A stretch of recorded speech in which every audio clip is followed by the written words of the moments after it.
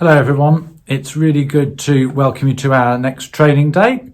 Recording this after a very busy day out on duty and a bit of a surreal day really, seeing everybody wearing hoods and masks and coats and not being able to recognise anybody, not helped by the fact I haven't got my glasses on because they missed up with my face mask.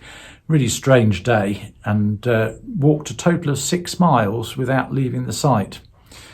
So forgive me if I'm looking a little bit weary and worn out, apart from which the makeup artists and film crew are all self-isolating, so I'm having to do a do-it-yourself job. Anyway, today is about a little bit of celebration and quite a lot about our future as a school, our plans, our vision, where are we heading, what are we doing.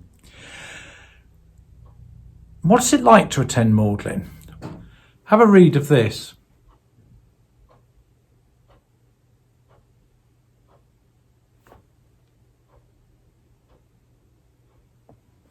To quote from our Ofsted report, which we were given in March, some of you may remember that, before lockdown, something about our school described there which makes me immensely proud, really proud of the work that you all do and the response and feedback that we get as a result. The quote from the parent there, I think, particularly encapsulates a lot of what we're trying to achieve at the school.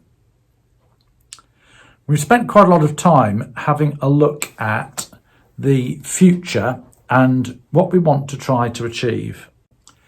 Here are our school aims. We've revised these, and I think you'll agree that looking at those, the statement we've just seen from our Ofsted report already reflects very much what we've said we want to try and achieve.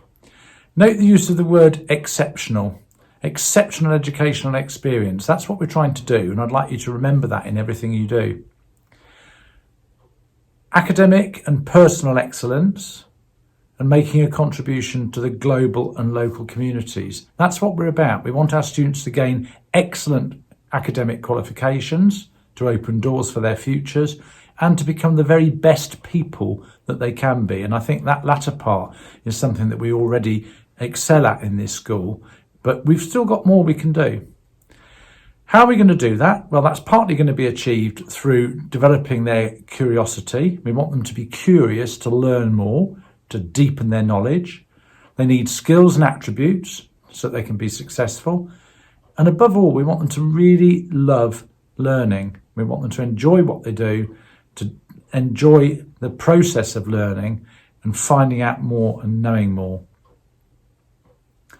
So we've got our vision. Today is about the vision for the future. Where are we going? What are we trying to achieve? Why have we got a vision? And how are we going to achieve it? Well, let's have a think about some of those things. The vision really is quite simple. What is it? It's about where are we going? Where are we heading? What are we trying to achieve? What's the school going to look like in a few years' time? Why are we thinking about this now? Well, now is a really good point to take stock of where we're up to. We haven't really had the opportunity to celebrate the outcomes of our inspection, another good inspection. And those of you who've been here for a long time or read about our history may recognise that these dates are the dates of all the inspections, the whole school inspections that we've had since I've been at the school. Quite a lot of them. 2024 has got a question mark, because we don't know whether we'll have an inspection then or not. The picture there of that fancy V6 engine and a dipstick, that's what I think Ofsted inspections are about. They're opportunities to take stock, a dipstick, to see where we're up to. Have we got enough oil in the tank? Are we doing things that we should be doing? What's somebody else's external view of the work that we do? And we've got a window of opportunity now, following the last inspection, and before the next one that we expect we'll get in about 4 years' time, to move forward on a number of different fronts. So our vision really is saying, where do we want to be by the time we're next inspected? And that's not about preparing us for the inspection. It's about using that inspection as the next waypoint, to take stock, the next dipstick, to say, let's measure where we're up to.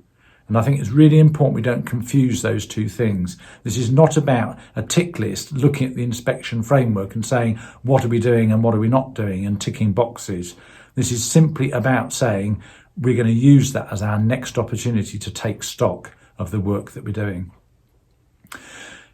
So our vision statement then has got a number of different elements to it, and I've categorised those into two broad areas. The first is education provision.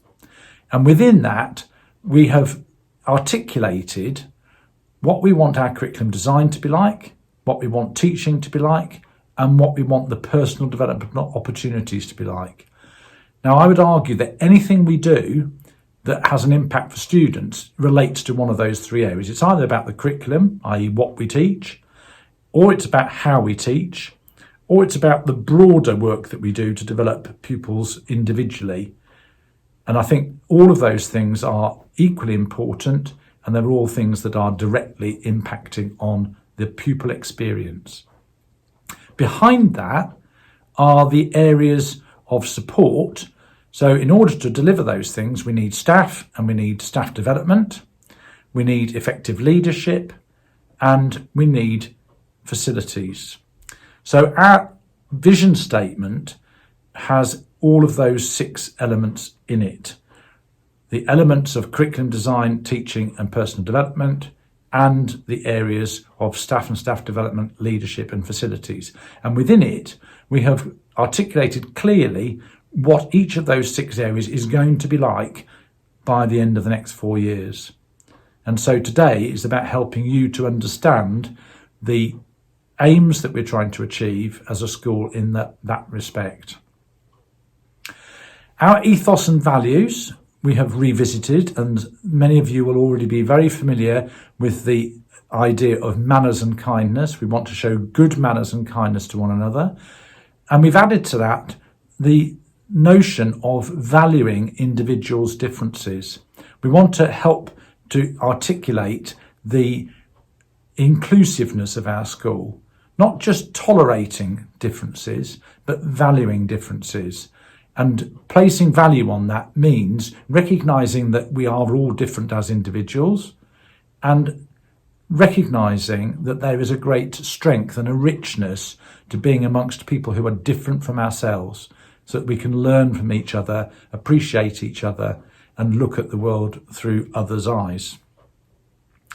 In terms of our behaviour, we know that everybody has a right to work without interruption, and that's something that our inspection report alluded to.